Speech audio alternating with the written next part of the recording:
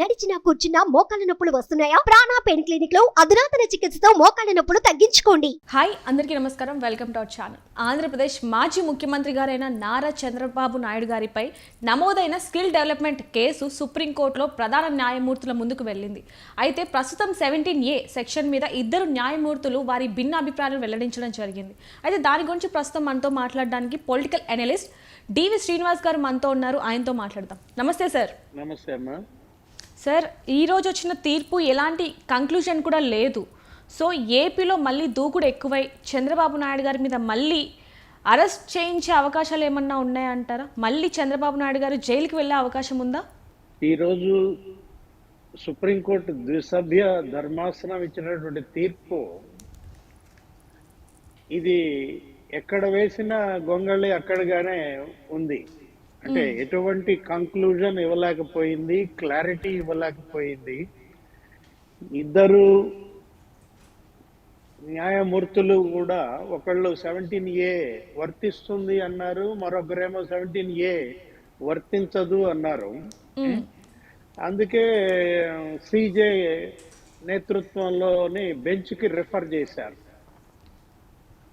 ఇది ఇప్పుడు మనం బాలీజ్ ఇన్ సిజే కోర్ట్, బంతి ఇప్పుడు సిజే కోర్టుకు వెళ్ళిందనమాట. మరి ఆయన నేతృత్వంలో త్రిసభ్య ధర్మాసనమా, 5 సభ్యుల ధర్మాసనమా, లేకపోతే రాజ్యాంగ బెంచ్, ప్రత్యేక రాజ్యాంగ బెంచ్ ఏర్పాటు చేస్తారా అనేది చూడాలి. ఓకే, ఇక్కడ ఇష్యూ అనేది 17A బేస్డ్ గానే నడుస్తోంది. ఇక్కడ చంద్రబాబు అవినీతికి పాల్పడ్డా లేదా, ఈ స్కిల్ డెవలప్మెంట్ కేసు అనేది ఇందులో అది వాస్తవాలు ఉన్నాయా లేవా అనేది మరుగున పడింది. ఇప్పుడు ఏంటంటే ఇది కాస్త ఒక ఒక సమాధానం లేని ప్రశ్నగా, అపరిష్కృతమైనటువంటి సమస్యగా మారిందన్నమాట. ఇప్పుడు ప్రభుత్వం సృష్టించిన సమస్య ఇది, రాష్ట్ర ప్రభుత్వం సృష్టించినటువంటి సమస్య, చట్టం నుంచి వచ్చినటువంటి సమస్య. దీనికి పరిష్కారం చెప్పాల్సింది న్యాయస్థానాలు. న్యాయస్థానమేకే ఈ సమస్య ఒక చిక్కుముడిగా మారిన పరిస్థితుల్లో ఇంకా చిక్కుముడులు విప్పే పరిస్థితి లేకపోగా ఇంకా ఎక్కువ ముడులు పడుతున్నాయి. అవునండి, ఇది ప్రజలకి ఇవాళ ప్రశ్నార్థకంగా మారిందన్నమాట. ఇది పక్కదారి పట్టుతోంది ఒక రకంగా చెప్పాలంటే. ఇప్పుడు ఇందాక మనం చూసినట్లయితే పొంగులేటి మాట్లాడుతూ ఏఏజీ గారు ఏమంటున్నారు, ఏదో ఎల్లో మీడియా దుష్ప్రచారము, ఆ విధంగా ఆయన పొలిటికల్ గా ఆయన దానిపైన ధ్వజమెత్తుతున్నారు. ఆయన ఏంటి, ఆయనకి ఇప్పుడు తను పట్టిన కుందేలకు 3 కాళ్ళు అన్నట్లుగా వెళ్తున్నారే తప్ప దీనికి పరిష్కారం గురించి కానీ, దీనికి న్యాయపరమైనటువంటి ముగింపు కానీ కనపడతలేదు. ఇది మరో 6 నెలల పాటు ఇట్లాగే ఉండుతుంది, డీప్ ఫ్రిడ్జ్ లోకి వెళ్ళిపోయినట్లే అనే ఒక వాదన కూడా నడుస్తోంది అన్నమాట. ఇప్పుడు స్కిల్ డెవలప్మెంట్ కేసు ఇది ఎప్పటి కేసు? 2014-16 కాలానికి సంబంధించినటువంటి కేసు. దీన్ని మొదట 3,200 కోట్ల అవినీతి అన్నారు. ఆ తర్వాత 371 కోట్ల అవినీతి అన్నారు. ఆ తర్వాత అదేదో 30 కోట్లు జిఎస్టీ ఎగ్గొట్టారన్నారు. నెక్స్ట్ అది కాస్త 8 కోట్లు ఎంతో 9 కోట్లు మాత్రమే అంటున్నారు. అసలు దీనిలో అవినీతి ఉందా లేదా? మాజీ ముఖ్యమంత్రి చంద్రబాబు పైన పెట్టిన అవినీతి అభియోగాల్లో స్వచ్ఛత ఉన్నదా? ఏ కారణంతో ఆయన నిర్బంధించారు? 53 రోజులు జైల్లో పెట్టే అంత తప్పు ఆయన చేశాడా? ఇవన్నీ కూడా సమాధానం లేని ప్రశ్నలుగా మారాయి. ఒక సమాధానం, ఒక పరిష్కారం చెప్పాల్సినటువంటి ప్రభుత్వమే ఈ సమస్య సృష్టించింది.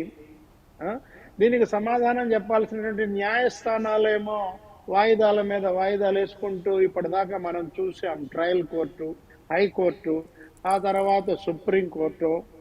సుప్రీంకోర్టు నుంచి కూడా ఇప్పుడు ద్విసభ్య ధర్మాసనం, నెక్స్ట్ త్రిసభ్య ధర్మాసనమా, లేకపోతే అసలు రాజ్యాంగ ప్రత్యేక బెంచా? ఉమ్, ఎలా జటిలం అవుతోంది ఉమ్, ఇప్పుడు. ఇది సమస్యని నిజంగా జటిలత్వం సమస్యలో ఉందా? దీన్ని పెద్దలే జటిలంగా మారుస్తున్నారా? ప్రభుత్వం ఈ సమస్యను అంత జటిలంగా చేసింది, న్యాయస్థానాలు ఈ సమస్యను మరింత జటిలత్వం ఎలా పెరుగుతోంది అనేది ఇవాళ మనకి జనం జుట్టు బీక్కునే పరిస్థితి అన్నమాట. ఇంకా 2 నెలల్లో ఎలక్షన్లు తరుముకొస్తున్నాయి. ఉమ్, అవును సార్. ఇప్పటికే ఆయన్ని 53 రోజులు జైల్లో పెట్టారు. ఈ కేసు తీర్పు ఇదే ద్విసభ్య ధర్మాసనం రిజర్వ్ చేసి 3 నెలలైంది. 3 నెలల పాటు ఈ ద్విసభ్య ధర్మాసనం తీర్పును రిజర్వ్ చేసి తీర్పును రాస్తున్నారు అని చెప్పి ఇప్పుడు ఇవాళ ఇచ్చినటువంటి ఈ తీర్పు ఇది మరి మనం ఎలా చూడాలా? ఇప్పుడు ఆల్రెడీ గతంలో ఇదే చంద్రబాబు నాయుడు గారు అనేక సార్లు చెప్తా ఉండేవాళ్ళు, కొండం దవ్వారు ఎలుకను కూడా పట్టలేదని. ఎలుకను కాదు కదా, ఎలుక తోకను కూడా పట్టలేదని అనేవాళ్ళు. ఇవన్నీ ఇప్పుడు మనకి కనపడుతున్నాయి, వాస్తవాలుగా కళ్ళ ముందు ఉన్నాయి. నిజంగా స్కిల్ డెవలప్మెంట్ కార్పొరేషన్ అనేది దానిలో అది దోషులు ఎవరు, ఆ దోషులని పిలిచారా, ప్రశ్నించారా? ఇప్పుడు స్కిల్ డెవలప్మెంట్ కార్పొరేషన్ కి 9 మందో ఏమో ఐఏఎస్లు పనిచేశారమ్మా, వాళ్ళని పిలిచి ప్రశ్నించారా? అసలు ఏకంగా ముఖ్యమంత్రినే మీరు ఎలా జైల్లో పెడతారు? అవును సార్. మనం గతం నుంచి అనేక వాదనలు మనం విన్నాం. ఏది విధానపరమైనటువంటి నిర్ణయానికి నేరత్వాన్ని ఎలా ఆపాదిస్తారు? ఇది కేబినెట్ డెసిషన్స్ ని ఒక వ్యక్తిని ఎలా బాధ్యుడిని చేస్తారు అనేదే ఇక్కడ పెద్ద సమస్య, పెద్ద ప్రశ్న. ఇప్పుడు ఈయన్ని 53 రోజులు జైల్లో పెట్టిన పరిణామాలు, పర్యవసానాలు ఎలా ఉన్నాయి? మనం ఇందాకే అనుకున్నాం, ఇది పరిష్కారం చేయలేని వాళ్ళు ఈ సమస్యను ఎందుకు ఇంత జటిలం చేస్తున్నారు? ఇది నిజంగా అంత అపరిష్కృతమైనటువంటి సమస్య. మనం చూసినట్లయితే స్కిల్ డెవలప్మెంట్ కార్పొరేషన్ అనేది స్కిల్ డెవలప్మెంట్ పొందినటువంటి విద్యార్థులు కళ్ళ ముందే ఉన్నారు. దగ్గర 3 లక్షల మంది విద్యార్థులకు ఏమో స్కిల్ డెవలప్మెంట్ చేశారంటున్నారు. వాళ్ళల్లో 1 లక్ష మందికి ఉద్యోగాలు వచ్చాయంటున్నారు. స్కిల్ డెవలప్మెంట్ సెంటర్లు కళ్ళ ముందే ఉన్నాయి.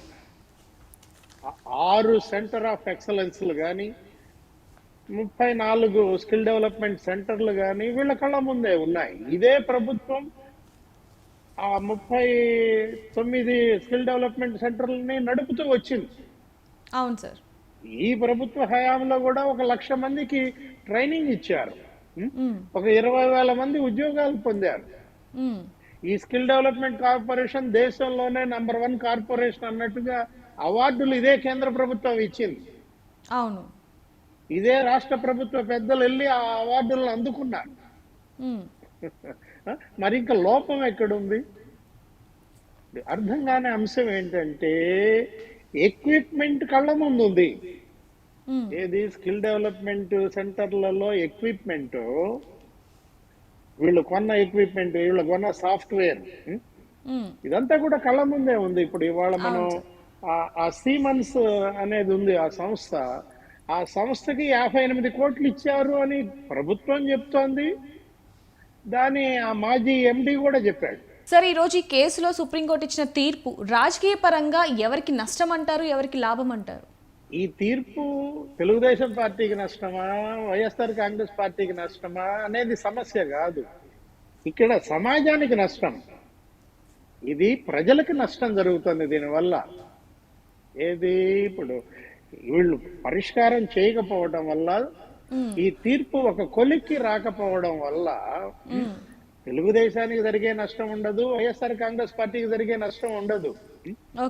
ఎవరి అడ్డా వాళ్ళది, ఎవరి ఓట్లు వాళ్ళవి, ఎవరి ఓట్ బ్యాంక్ వాళ్ళది.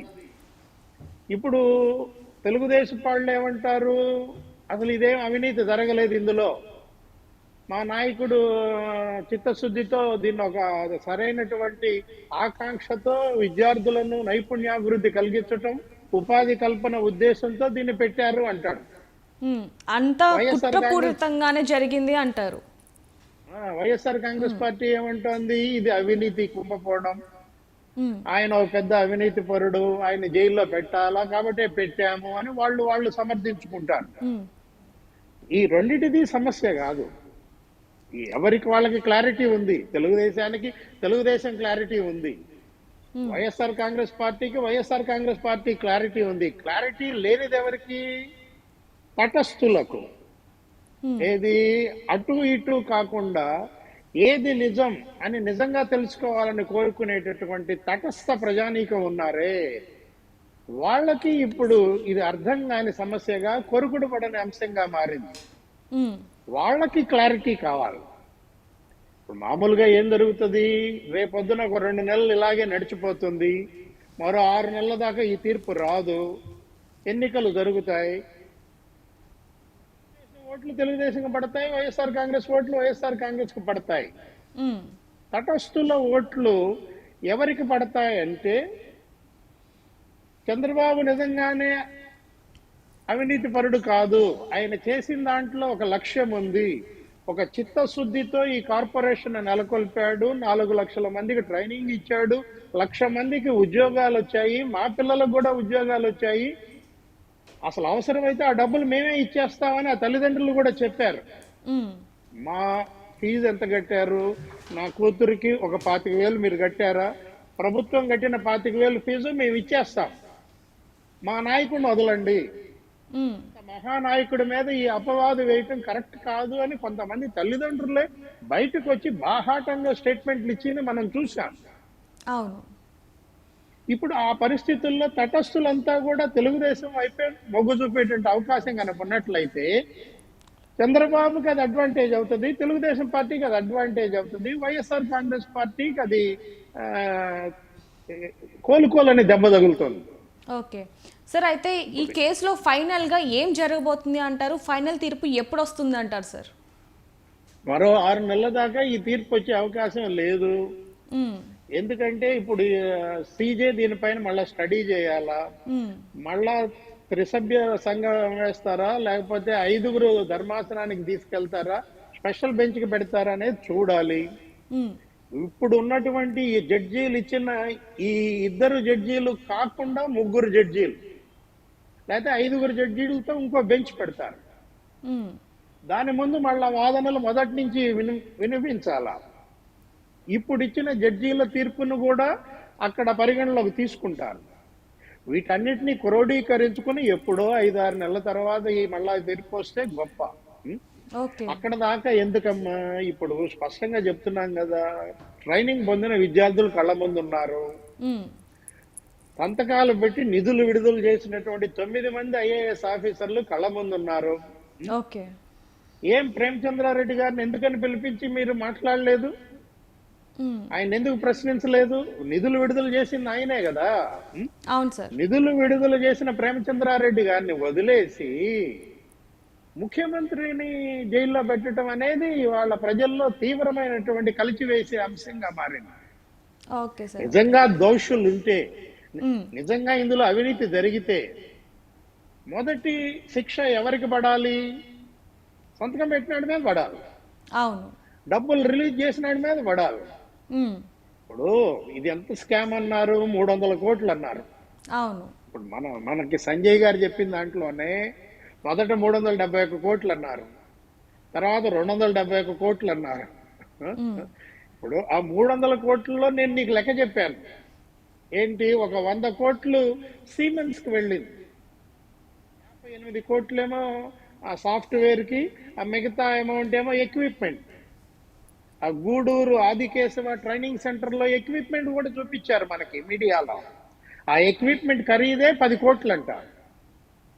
ఒక్క సెంటర్ లో ఎక్విప్మెంట్ ఖరీదే 10 కోట్లు అయితే నీకు మరి ఈ 30-40 సెంటర్లలో ఎక్విప్మెంట్ ఖరీదు 100 కోట్లు ఉండదా? అంటే 300 కోట్ల స్కామ్ లో ఒక 100 కోట్లు సిమెన్స్ కి ఇచ్చారు, ఒక 100 కోట్లేమో మరి ఎక్విప్మెంట్ ఉంది, ఇంకొక 100 కోట్లు ఈ జీతాలని, వాళ్ళకి ట్రైనింగ్ ఇచ్చిన వాళ్ళకి ఇన్ఫ్రాస్ట్రక్చర్ ఇదంతా ఉంటుంది కదా. అవును సార్, అవును. ఇంక ఇక్కడ ఏముంది? ఇక్కడ అవినీతి ఏం జరిగింది? అదే కదా. ఇప్పుడు పివి రమేష్ ఏమన్నారు? ఇదొక భయానకం అన్నారు. ఇలా గనక చేస్తే వ్యవస్థ కుప్పకూలుతుందన్నాడు. ఎవరు? పివి రమేష్. ఎవరాయన? ఆయన మరి జగన్మోహన్ రెడ్డి సెక్రటరీగా చేసిన ఆయన. ఎల్వి సుబ్రహ్మణ్యం ఏమన్నారు? ఇది రాజ్యాంగ విరుద్ధం అన్నారు. అసలు పివి రమేష్ అయితే మరీ అన్యాయంగా దీన్ని ఒక జగ్లరీతో పోల్చాడు. ఏది జగ్లరీ అంటే నీకు తెలుసా? ఇప్పుడు ఆ బంతులు ఇట్లా ఎగరేస్తుంటారు. ఒక 100 బంతులు ఎగరేసి ఒక బంతి పట్టుకోవడం. సో మొత్తానికి అయితే ఒక 6 నెలల వరకు ఈ కేసు వీడే అవకాశం లేదు అంటారా సార్? ఇప్పుడు దీనిపైనే సుమన్ బోస్ ఏమన్నాడంటే హత్య జరిగింది అన్నారు. హత్యకు గురైనటువంటి వ్యక్తి మీ కళ్ళ ముందే ఉన్నాడు, ఆయన బతికున్నాడు. ఇప్పుడు ఎవరైతే హత్యకు గురయ్యారు అని చెప్పారో ఆ వ్యక్తి మీ కళ్ళ ముందు బతికుంటే హత్య జరిగింది, ఆధారాలు ఎతుకుతున్నాము అనటం ఎంత అబ్సర్డ్ అని ఆ సుమన్ బోస్ అని ఆయన అన్నారు. అవును సార్. ఇప్పుడు అదే మన కళ్ళ ముందు కనపడుతోంది అన్నమాట. ఇప్పుడు ఇది 6 ఏళ్ల క్రితం 5 ఏళ్ల క్రితం కేసు అమ్మా. మరి ఇన్నాళ్ళు వీళ్ళ ఆధారాలు ఎందుకని ఎతకలేదు? అవును సార్. ఆధారాలు ఎదుగుతానే ఉన్నారా? 53 రోజులు ఆయన జైల్లో పెట్టారు. ఆధారాలు దొరికితే జైల్లో పెట్టాలి. జైల్లో పెట్టి ఆధారాలు ఎతకటం ఏంటి? అవును సార్. ఇవాళ వీళ్ళు వేసే ప్రశ్న అంటే ఇంకా వీళ్ళు ఆధారాలు మేము ఎదుగుతూనే ఉన్నాము అంటేనే ఈ కేసులో ఉన్న డొల్లతనం మనకు తెలుస్తోంది. ఓకే సార్, చూద్దాం సార్ నెక్స్ట్ ఏం జరుగుతుంది అనేది. Thank you sir, thank you so much.